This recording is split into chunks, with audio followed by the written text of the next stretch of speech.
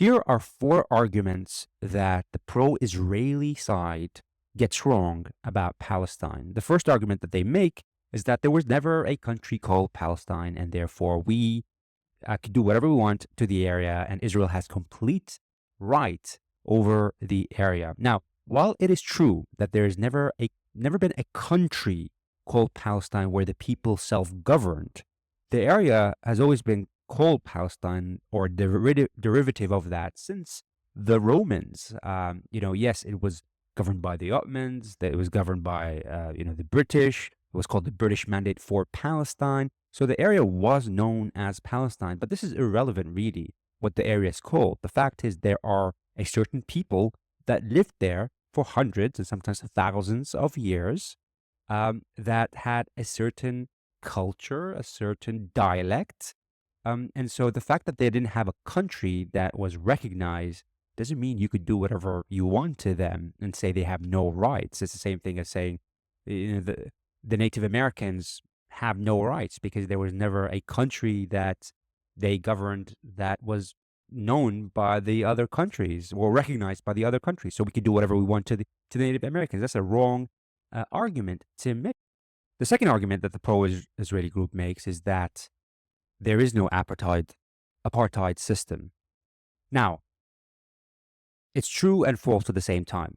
In Israel, I've been to Israel and I've been to West Bank. I wouldn't say there's an apartheid system in Israel itself. There are Arabs, a lot of our Arabs that live there. And yes, there is some racism.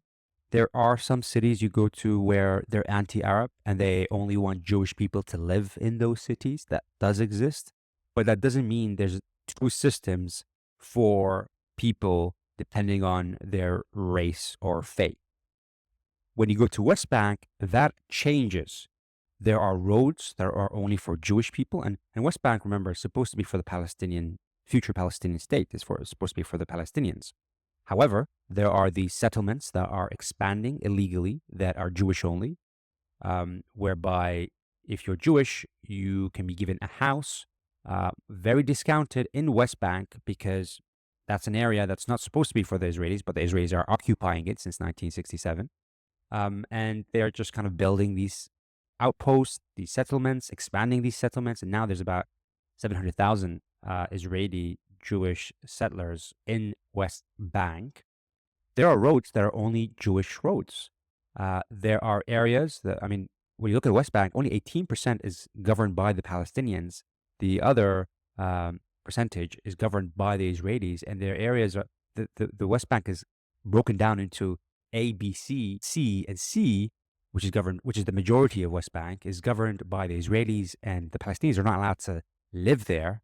And in most instances, they're not allowed to even work there. So there are different policies. Basically, you're not even allowed to enter certain areas in West Bank if you are Arab or if you are Muslim. And if you go there with a British passport, for example, you can go to some areas and use some roads that the Palestinians themselves cannot use. And of course, there's the demolishment of housing that are for Arabs so that they build new housing for Jewish-only families. That's clearly an apartheid system. So yes, apartheid system in West Bank, but I disagree that there is one in Israel itself. The other argument that the pro-Israeli side makes is that Palestine means, if you're pro-Palestine, you're pro-Hamas. And this is such a dangerous argument because what they're trying to do there is say, if you support the freedom of Palestinians or for Palestinians to have equal rights, you're supporting a terrorist state, a terrorist organization, which means you're supporting terrorism. And a lot of people are like, okay, I don't want to support terrorism because Hamas has done terrorist activities. There's no denying that. They've done some terrible, terrible things. But not all Palestinians or pro-supporters of Palestinians support Hamas. There are more than 1 billion people that support Palestinian rights. And to say that they are all pro-Hamas, and I've seen this on social media too, where people are holding just Palestinian flags and they refer to them as pro-Hamas supporters, right? There are some people in those marches that are holding flags that are pro-Hamas. And I think that is wrong and shouldn't be allowed, right? That's such a small minority of the millions coming out in those protests. So it's ridiculous to make that conclusion. But the reason why they're making that conclusion is because they want to tell the governments or intimidate people to say, if you do support Palestine, you're supporting Hamas, you're supporting terrorism. And that's very dangerous.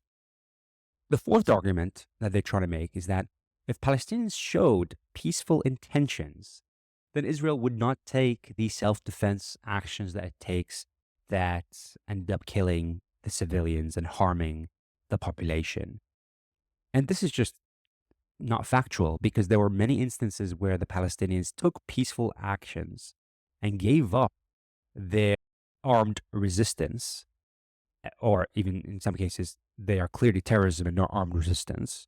So they gave up the terrorism, they gave up the armed resistance, and they just kind of focused on peaceful intentions completely.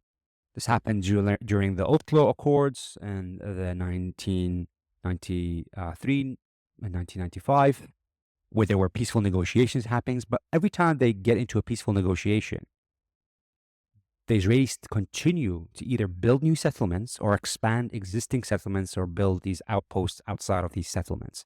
So while you're negotiating, while you're negotiating how to cut this piece of pie, the Israelis are eating the pie and getting a bigger share of the pie while we're negotiating what's left of that pie, which is crazy.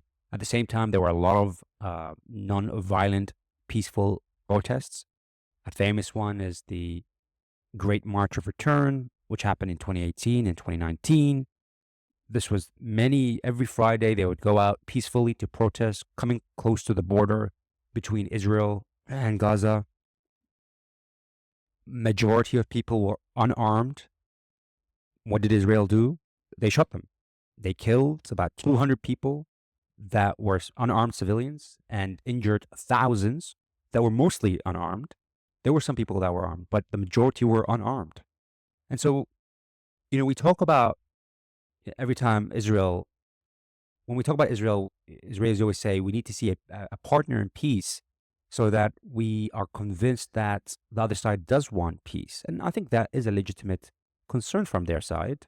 But at the same time, the Palestinians also want to see a partner in peace. And it's very difficult for them to see a partner in peace that is building these settlements and expanding, that is demolishing their houses in East Jerusalem, in West Bank, to build only Jewish-only houses. It's very hard to see a partner in peace when nearly every person in Gaza has a family member that is dead. That is dead. If you've got people that their brother died, their mother died, their son died, it's very hard for them to see a peace partner in Israel. So it plays on both sides. I'm going to do another video on what the pro-Palestinian group gets wrong about Israel next time. If you like this video, do like and subscribe.